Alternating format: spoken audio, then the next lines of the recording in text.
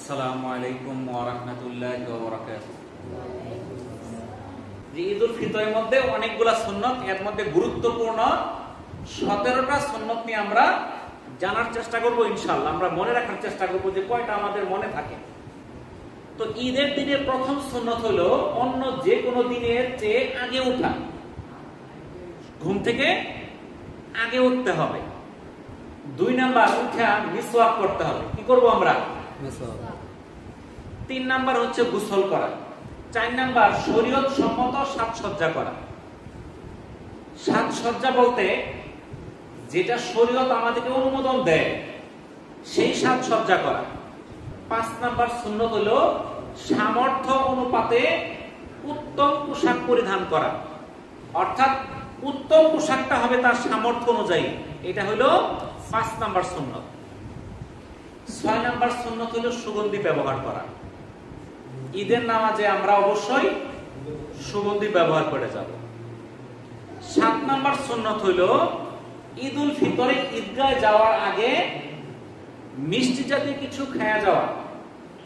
আনাস রাদিয়াল্লাহু তাআলা আনহু থেকে বর্ণিত, রাসূলুল্লাহ সাল্লাল্লাহু আলাইহি সাল্লাম ঈদুল ফিতরের দিন সকালে কিছু খেজুর খেতেন। অন্য বর্ণনায় বিজুর সংখ্যক খেজুর খেতেন। এটা সহিহ বুখারীর 953 নম্বর হাদিস। 8 নাম্বার সকাল সকাল ঈদগাহে যাওয়া। ঈদের নামাজে আমরা যাব সকাল সকাল। 9 নাম্বার সুন্নাত হলো ঈদগাহ মাঠে যাওয়ার আগেই সাদকাতুল ফিতর আদায় করা। আমরা যেটাকে ফিতরা বলি, এই ফিতরাটা ঈদের নামাজের আগেই আদায় করতে হবে। আপনি আজকেও আদায় করতে পারবেন, কালকেও আদায় করতে পারবেন, কিন্তু ঈদের নামাজের পরে আদায় করা যাবে না। তাহলে ঈদের নামাজের আগেই আমাকে সাদকাতুল ফিতরটা আদায় করতে হবে। এটা হলো 9 নাম্বার সুন্নাত। 10 নাম্বার সুন্নাত ঈদের নামাজ ঈদগাহে আদায় করা। যদি ঈদগাহ না থাকে, প্রাকৃতিক প্রতিকূলতা থাকে, ঝড় বৃষ্টি বিভিন্ন সমস্যা থাকে, মসজিদে আদায় করলেও হবে, কিন্তু সুন্নত হলো ঈদগাহে আদায় করা। 11 নাম্বার সুন্নত হলো যে রাস্তায় আমরা ঈদগাহে যাব আমরা ফেরার পথে চেষ্টা করব অন্য রাস্তা দিয়ে ফিরে আসা। হাবিব ইবনে আব্দুল্লাহ রাদিয়াল্লাহু তাআলা আনহু থেকে বর্ণিত, তিনি বলেন রাসূলুল্লাহ সাল্লাল্লাহু আলাইহি সাল্লাম ঈদের দিন ঈদগাহে যাওয়া আসার রাস্তা পরিবর্তন করতেন। এটা সহিহ বুখারী 986 নম্বর হাদিস। 12 নাম্বার সুন্নত হলো ঈদগাহে যাওয়ার সময় পায়ে হেঁটে যাওয়া। ইবনে উমর রাদিয়াল্লাহু তাআলা আনহু থেকে বর্ণিত, রাসূলুল্লাহ সাল্লাল্লাহু আলাইহি সাল্লাম পায়ে হেঁটে ঈদগাহে গমন করতেন এবং পায়ে হেঁটে ঈদগাহ থেকে প্রত্যাগমন করতেন। এটা তিরমিজির 1295 নম্বর হাদিস। 13 নাম্বার সুন্নত হলো ঈদুল ফিতরে ঈদগাহে যাওয়ার সময় আস্তে আস্তে তাকবীর পড়তে থাকা। রাসূলুল্লাহ সাল্লাল্লাহু আলাইহি সাল্লাম ঈদুল ফিতরের দিন তাকবীর পাঠ করতে করতে ঈদগাহের দিকে গমন করতেন এবং নামাজ পড়া অবধি এই তাকবীর অব্যাহত রাখতেন। 14 নাম্বার সুন্নত হলো ঈদগাহে যাওয়ার সময় শিশুদের নিয়ে যাওয়া, ছোট বাচ্চাদের নিয়ে যাওয়া। আব্দুল্লাহ ইবনে ওমর রাদিয়াল্লাহু তাআলা আনহু থেকে বর্ণিত, রাসূলুল্লাহ সাল্লাল্লাহু আলাইহি সাল্লাম 2 ঈদের দিন ঈদগাহে যাওয়ার সময় ফজর ইবনে আব্বাস, আব্দুল্লাহ ইবনে আব্বাস, আব্বাস, আলী, জাফর, হাসান, হুসাইন, উসামা ইবনে জাদ ইবনে হারিসা, আইমান ইবনে উম্মু আইমান রাদিয়াল্লাহু তাআলা আনহুকে নিয়ে উচ্চ স্বরে তাকবীর ও তাহলিল পাঠ করতে করতে রওনা হতেন। অতঃপর তিনি কামারদের রাস্তা দিয়ে ঈদগাহে উপস্থিত হতেন এবং প্রত্যাবর্তনকালে মসজিদের রাস্তা দিয়ে ঘরে ফিরে আসতেন। এটা সুনানুল কুবরা বাইহাকীর 6349 নম্বর হাদিস।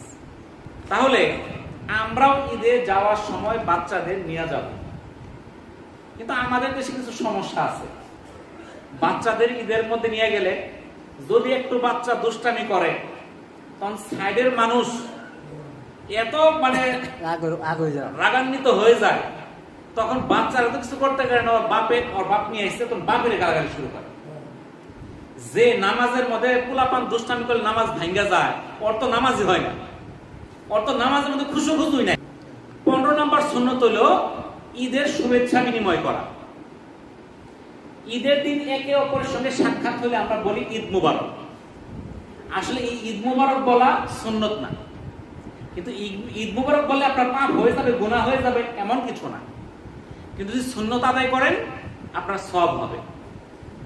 জুবাইর ইবনে নুফার রাদিয়াল্লাহু তাআলা আনহু থেকে বর্ণিত, তিনি বলেন রাসূলুল্লাহ সাল্লাল্লাহু আলাইহি সাল্লামের সাহাবায়ে কেরাম ঈদের দিন পরস্পর সাক্ষাৎ হলে বলতেন তাকাব্বালাল্লাহু মিন্না ওয়া মিনকুম। কি বলতেন?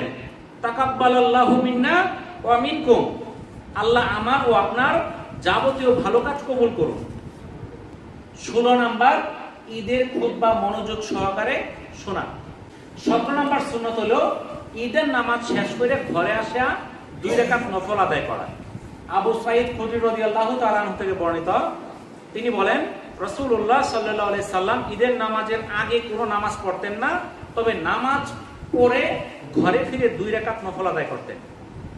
এটা সুনান ইবনে মাজাহ 1293 নাম্বার হাদিস। তাহলে ঈদের নামাজের পরে বাড়িতে এসে 2 রাকাত নফল নামাজ পড়া সুন্নাত।